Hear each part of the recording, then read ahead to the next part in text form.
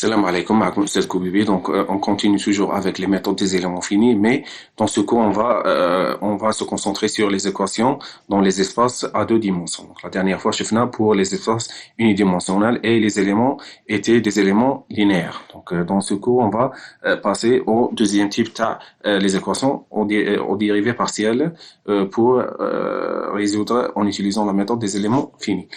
Alors, pour les deux dimensions, la trois dimensions, la unidimensionnelle, donc toujours on passe par les mêmes étapes. Donc la première étape, c'est la discrétisation. Donc la discrétisation pour les espaces à deux dimensions, donc on peut utiliser deux types des éléments. Donc le premier type, c'est les éléments triangulaires, donc avec trois nœuds, et les éléments carré ou rectangulaire ou quadrilatéral. Les quadrilatérales. Donc avec quatre nœuds. Donc dans ce cours, on va se concentrer sur les éléments triangulaires. Donc on prend l'exemple, les derniers toujours la méthode des différences finies, donc l'équation elliptique. Donc la deuxième dérivée de la température, la distribution de la température dans un plan x égale à 0. Par exemple, un espace, le domaine les étudier la distribution de température est le suivant. Donc pour discrétiser ce domaine, donc on va utiliser les éléments triangulaires de cette façon, par exemple. Donc si on prend l'exemple de ce élément, par exemple, c'est mes E. Donc dans le plan x et y. Donc à peu près radicaux de cette façon. À peu près. Donc, par exemple, le premier nœud, le deuxième et le troisième nœud. Donc, on numérote les nœuds toujours dans le sens anti-horaire. Donc, juste ben le lien. Donc, dans le plan X et Y. Donc, pour faciliter la représentation des éléments, donc, on va remplacer le plan X et Y par un autre plan, par exemple, c'est epsilon nu, tel que, le plan, avec suivant l'élément. Donc par exemple l'élément il sera représenté par la façon suivante 1, 2 et 3. Donc selon l'élément. Bon, maintenant lorsqu'on a représenté les éléments, notre élément dans un plan décalé par rapport au plan XY pour faciliter la représentation des équations des éléments. Donc on passe maintenant aux deuxième étape, c'est les équations des éléments.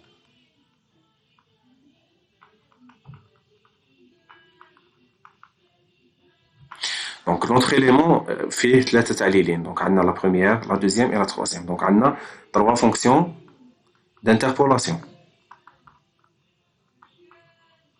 Donc les trois fonctions d'interpolation, par exemple, c'est N1, N2 et N. Donc la fonction N1, par exemple, qui m'a donné la dernière fois, donc le nœud 1.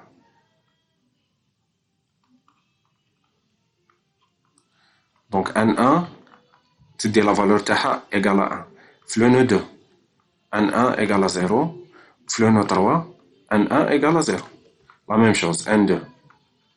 Le nœud 1 égale à 0. Le nœud 2 égale à 1. Le nœud 3 égale à 0. La même chose pour N3. N3, le nœud 1 égale à 0. Le nœud 2 égale à 0. Le nœud 3 égale à 1. Donc, la forme générale, les fonctions d'interpolation, ils sont de la forme suivante. Donc, N1 égale à C1, donc les coefficients, C1 plus C2 fois epsilon plus C3 fois nu. Donc, les coefficients, donc on va essayer de trouver les valeurs les coefficients C1, C2, C3 en utilisant les données les عندنا. Donc N1. Donc شغلنا في le nœud 1. Donc le nœud 1. Donc N1 égale. Donc la forme générale تاعها C1 plus C2 epsilon plus C3 nu. Donc le nœud 1 égale à 1. Donc Donc, Hadoga égale à 1. Donc, sachant que donc les coordonnées à le nœud 1 du nœud 1 هما 0 et 0. Alors, donc, هاد l'élément غادي يروح بزيرو هاد l'élément غادي يروح بزيرو معناتها C1 égale à 1. Donc, نعوضه pour le nœud 2. Donc, pour le nœud 2, donc N1 égale C1 راه عندي la valeur تاعها 1 plus C2 fois epsilon plus C3 fois nu. Donc, هادي كاع égale à 0. و les coordonnées تاوعي les coordonnées تاع le nœud 2 هما 1 et 0. معناتها le deuxième élément le troisième élément هذا غادي يروح لي بزيرو. دونك هذا ما كانش عندي هذا l'élément. alors هنايا C2 غادي تدي la valeur تاعها C moins 1. دونك هادو 1 و 0 سي لي فالور تاع epsilon ou nu.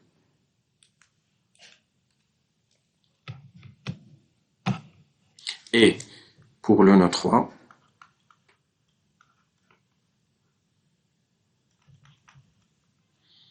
donc N1. Donc, on a la valeur de 1 moins epsilon plus C3 fois nu égale à 0. Pour le point, le nœud 3, les rois 0 et 1. Alors, on va remplacer. Alors, C3 égale à moins 1. Alors, j'ai trouvé la première fonction d'interpolation, l'IA, donc N1. Donc, N1, la forme générale taha, N1 égale 1 moins epsilon moins nu. Donc, c'est bon. On a trouvé la première fonction d'interpolation.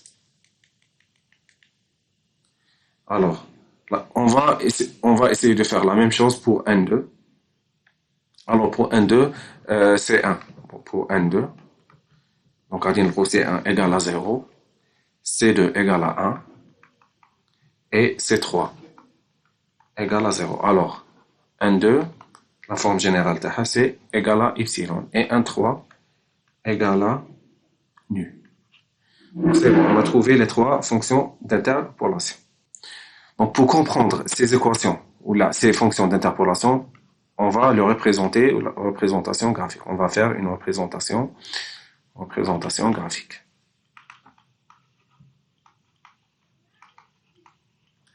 Donc, juste, on a toujours l'axe T.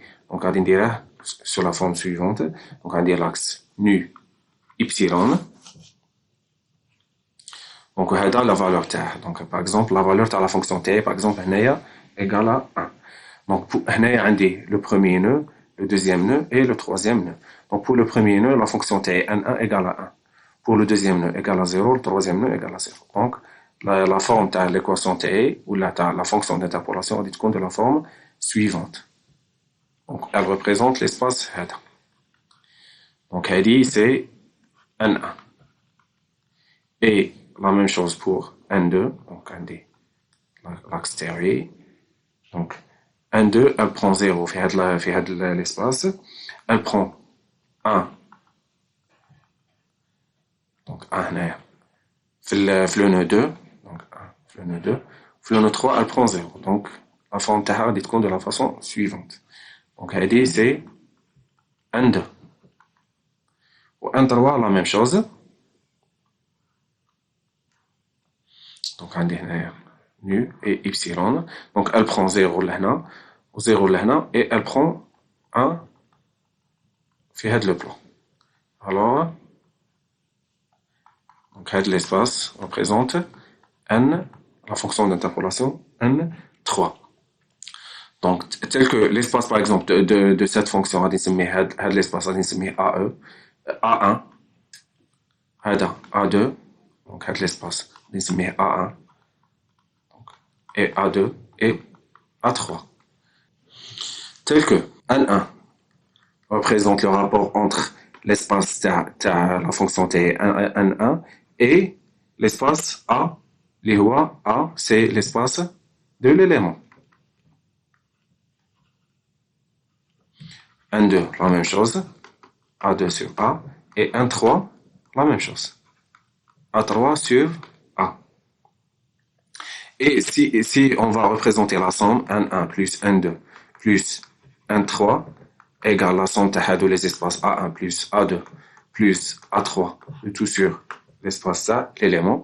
Donc, A égale à 1. Alors, donc on peut utiliser les fonctions théoriques d'interpolation N1, N2, N3 pour représenter le variable primaire. Par exemple, T. Donc, égale à T fait avec l'élément. Le nœud 1 fois N1 plus T élément 2 fois N2 plus T3 avec l'élément fois N3. Ou qu'on par exemple la représentation, donc à discours I égale à 1 jusqu'à 3, T I avec l'élément fois NI. Donc c'est la forme générale T. Donc T1 et T2 et T3, donc T1, T2, T3, donc c'est la valeur de température ou la le variable dépendant T, donc la valeur dans les nœuds correspondantes. Donc, correspondant. On peut utiliser cette formulation aussi pour interpoler, par exemple, les coordonnées théoriques. Donc, pour transformer les coordonnées théoriques, donc x égale x1, tu as le premier élément fois n1, plus x2, tu as le premier élément fois n2, plus x3 fois n3. Donc, la même chose pour y. Donc, y1 plus y2 plus y3. Donc, de la même façon, donc, nous avons la forme générale qui m'a accepté là. Donc, i égale à 1 jusqu'à 3, xi, tu as l'élément e fois ni. La même chose pour y. Donc, si on remplace les valeurs de n1, n2, n3, donc, remplaçons. Donc, n1, n2 et n3 dans les équations Hado, donc, donc, la première équation, x égale x1 plus x2, 1 bar, donc, y plus x3, 1 bar fois nu. La même chose pour y. Donc, c'est y1, e, plus y2, 1 bar fois y plus y3, 1 bar fois nu. Tel que, donc, x1, x2, 1 bar égale x2 moins x1. x3, 1 bar égale x3 moins x1. Et la même chose pour y, donc y21 bar égale y2 moins y1. Et la même chose pour y3, 1 bar. Donc de cette façon, on a simplifié les coordonnées terrain et on a représenté le variable primaire T en fonction des fonctions d'interpolation.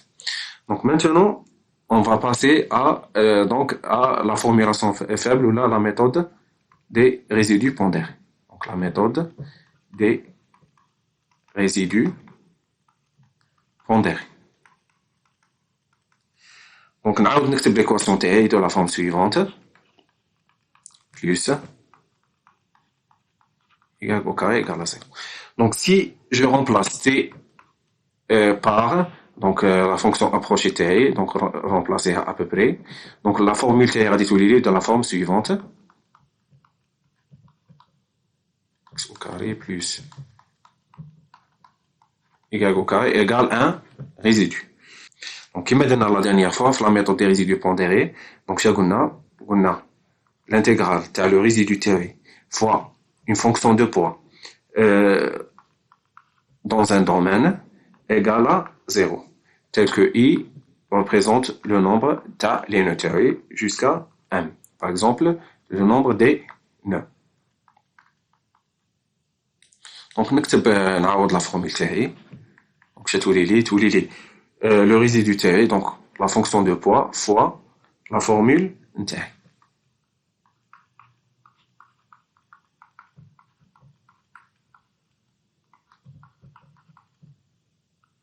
Donc dx dy, parce que هنايا عندي dx et dy عندي un espace à deux dimensions. Donc égal à 0. Donc on va s'arrêter ici pour le cours d'aujourd'hui. Donc dans la prochaine séance, on va voir comment alléger l'ordre des dérivés pour faciliter la résolution du système en utilisant la méthode des éléments finis. Donc à la prochaine séance, Inch'Allah. Salam alaikum.